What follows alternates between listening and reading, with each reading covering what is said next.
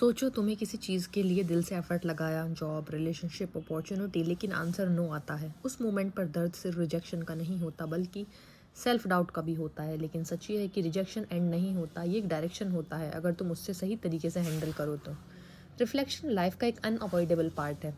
हर successful person ने अपनी journey में मल्टीपल रिजेक्शंस फेस किए होते हैं। डिफरेंस सिर्फ इतना होता है कि कुछ लोग रिजेक्शन को पर्सनल फेलियर समझ लेते हैं, लेकिन कुछ लोग उसे लर्निंग और ग्रोथ का अपॉर्चुनिटी बना लेते हैं। मेंटल स्ट्रेंथ यहाँ पर सबसे इंपॉर्टेंट रोल प्ले करती है। सबसे पहले ये समझना ज़रूरी है कि रिजेक्शन तुम्हारी वर्थ डिफाइन नहीं करता।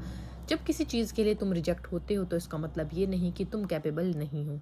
ऑफ्टन रिजेक्शन का रीज़न टाइमिंग, फिट, कंपटीशन या एक्सटर्नल फैक्टर्स भी हो सकते हैं जो तुम्हारे कंट्रोल में नहीं होते। इसलिए रिजेक्शन को अपनी आइडेंटिटी से अटैच मत करो। सेकंड इंपॉर्टेंट स्टेप है इमोशनल एक्सेप्टेंस।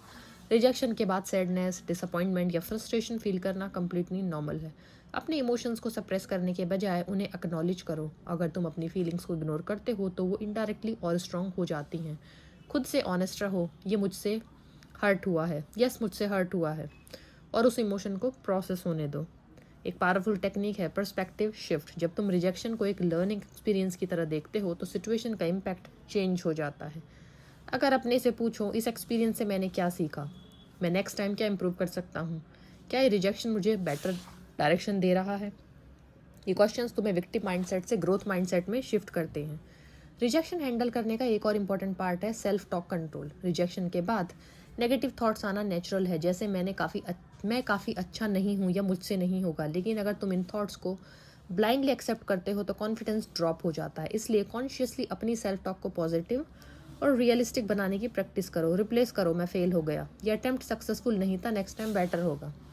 ये भी हीलिंग में इंपॉर्टेंट रोल प्ले करता है। इमीडिएट रिएक्शन में हम इमोशनल डिसीजंस ले लेते हैं, लेकिन थोड़ा टाइम देने के बाद क्लियरिटी आती है। इसलिए रिजेक्शन के बाद इम्पल्सिव एक्शंस अवॉइड करो, थोड़ा डिस्टेंस लो, सिचुएशन को काम माइंड से एनालाइज करो और फिर नेक्स्ट स्टेप्स डिसाइड करो। सपोर्ट सिस्टम भी रिजेक्शन हैंडल करने में हेल्प करता है। अपने क्लोज फ्रेंड्स, फैमिली या मेंटर्स से बात करो। कभी कभी अपनी फीलिंग्स शेयर करने से ही बर्डन हल्का हो जाता है। पॉजिटिव और सपोर्टिव लोग तुम्हें रियलिस्टिक पर्सपेक्टिव देते हैं और अननेसेसरी ओवरथिंकिंग से बचाते हैं। एक और की पॉइंट है सेल्फ इम्प्रूवमेंट फोकस। रिजेक्शन के बाद अपने आप को इम्प्रूव करना बेस्ट रिस्पॉन्स होता है। अगर इंटरव्यू में रिजेक्ट हुए तो स्किल्स इम्प्रूव करो। अगर रिलेशनशिप में रिजेक्शन हुआ तो कम्युनिकेशन और इमोशनल अंडरस्टैंडिंग पर काम करो। हर रिजेक्शन एक सिग्नल हो सकता है कि किस एरिया में ग्रोथ रिक्वायर्ड है। कंपैरिजन से बचना भी ज़रूरी है। जब हम अपनी सिचुएशन को दूसरों से कंपेयर करते हैं तो रिजेक्शन और हैवी फील होता है। सोशल मीडिया पर लोग सिर्फ अपनी सक्सेस दिखाते हैं, फेलियर्स नहीं।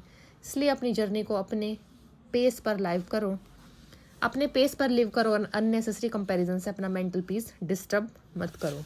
माइंडफुलनेस और सेल्फ अवेयरनेस भी रिजेक्शन हैंडल करते हैं और उसके लिए यूज़फुल टूल्स हैं। मेडिटेशन, डीप ब्रीदिंग या सिंपल क्वाइट टाइम स्पेंड करने से माइंड काम होता है। जब माइंड काम होता है तब तुम लॉजिकली थिंक कर पाते हो इंस्टेड ऑफ इमोशनली रिएक्ट करने के। एक प्रैक्टिकल माइंडसेट ये है कि रिजेक्शन हमें क्या देता है, रीडायरेक्शन। कभी कभी जो चीज़ तुम्हें नहीं मिलती वो एक्चुअली तुम्हारे लिए सही नहीं होती। लाइफ तुम्हें इनडायरेक्टली बेटर अपॉर्चुनिटीज़ की तरफ गाइड कर रही होती है। अगर तुम हर रिजेक्शन के एंड को समझने के बजाय फीडबैक समझते हो तो तुम फास्टर ग्रो करते हो।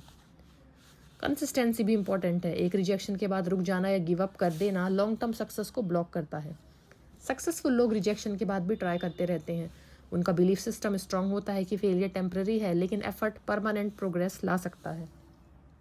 रिजेक्शन को मेंटली हैंडल करने के लिए एक स्किल है जो टाइम के साथ डेवलप होती है। इसका की फॉर्मूला सिंपल है। इमोशंस को एक्सेप्ट करो, सेल्फ टॉक कंट्रोल करो, पर्सपेक्टिव शिफ्ट करो और सेल्फ इम्प्रूवमेंट पर फोकस करो।